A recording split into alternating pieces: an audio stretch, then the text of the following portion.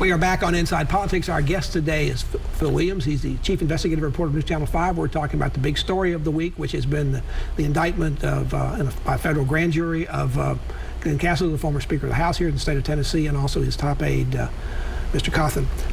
Phil, this was quite a fall from grace for both people. I mean, Glen Casada reached the pinnacle in politics. Was elected Speaker back in 2019. That being Speaker is one of the most powerful positions in all of the state. Yet within a year, he had to resign as Speaker because of the texting scandal that you uncovered and mentioned earlier. He did get elected to his seat again in 2020, but given this latest indictment, he also lost a race in Williamson County because he's decided not to run for re-election. Is he at the end of the road for his politics? Yeah, you know, I think that vote in Williamson County was probably the major factor in concluding that he's probably at the end of his political career. Cade Cothren was a fast riser in state government. He was just in his early 30s. He was among the youngest top aides to a House Speaker anywhere in the nation. He too resigned after the texting scandal. Now, if he's convicted, he's facing many years in prison, whether these sentences run concurrently or consecutively. That's pretty sad for him and his family, right? I mean, he's got a long life ahead of him, yet he's going to spend it behind bars. Yeah, and you look at him, and he was, considered within, the House Republican caucus to be a rising star, and now I think at best his future is uncertain. State law allows state legislators to get up to $3,000 a year under this program that you were talking about. Yet, when the lawmakers made a lot of changes about things to shore up the ethics and shore up campaign finance, they didn't touch this program. Why not? This is exactly the core of it. Do you think there will be legislation next session to end this or certainly modify it? I'm skeptical about that because this is a mailing program where they get to send newsletters out to constituents. Now there are rules about it cannot be political, but that they skirt those every day. It is not in their interest to eliminate this program. The legislature did pass some bills about campaign finance and about ethics. But did they, and in fact, the current Speaker, Speaker Sexton, bragged on the legislature, saying they had stepped up despite all the investigations and the bad things going on. But did they really address any particular issues? Did they do enough on the bills that they did pass, or is there still much more to be done? Well, there are certainly people who think that more could be done. I mean, the thing they did do was to make it illegal for going forward for state lawmakers to do business with the state. In this case, that's why we got this situation where they created this fraudulent company. So at this particular situation, you're kind of wondering what else needs to be done. I know this legislation that was passed went after the dark money to some degree. Right. But in fact, so much so that some of the dark company people were pushing back on it.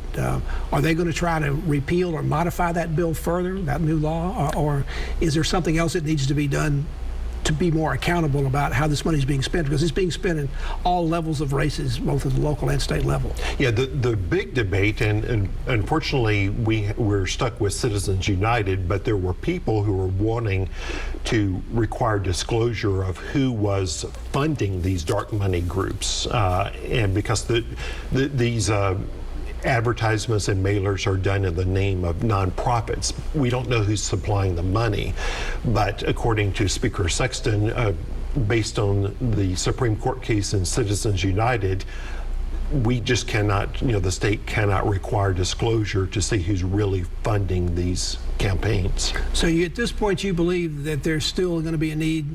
You've uncovered many scandals up on the Hill. You've got a lot more to uncover, you think? Stay vigilant? We have a lot more that we're working on. So you expect that to be coming up pretty quickly at this point? Yeah, in the next few months, I think there will be some major developments. When Cade Cothren said the truth is going to come out and mentioned you specifically, were you surprised when he made that statement to you? Did he make it specifically to you? Yeah, he ignored every other journalist that was crowded around him. But because we have a history of dealing with each other on the text message scandal, I was a bit surprised, but he did turn to me directly and say the truth will come out, Phil. What's he saying to you? I think he says he has a story to tell.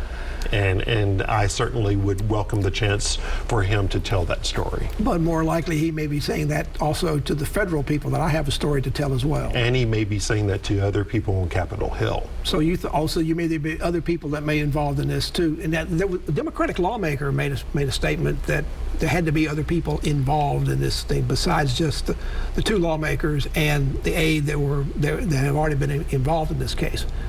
Are you aware of any other lawmakers there was a couple of the lawmakers who had their offices searched when this first started.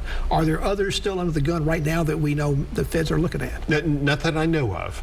But again, I come back to, if you want to know where the skeletons are on Capitol Hill, these people certainly know where those are. And if it is in their interest to flip, that it could get interesting.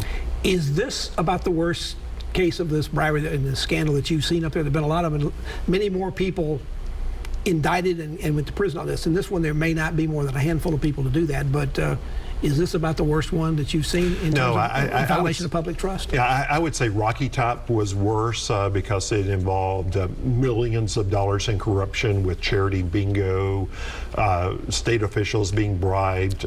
So, this actually pales by comparison to some of the previous corruption investigations. So perhaps it's not as bad as it has been, but who knows what comes in the future. Correct. Phil, thank you so much for being on the program. Thank you for being vigilant, to be out there paying attention to what's going on, to digging out what's going on, because this may be the end of it. For this case, it may be the end of future scandals, but that's not been the history in Tennessee. Absolutely. So thank you again. Sure.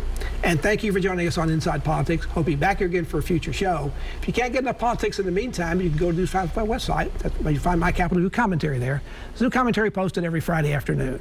Enjoy the rest of your weekend, and we'll see you back here next time. Goodbye.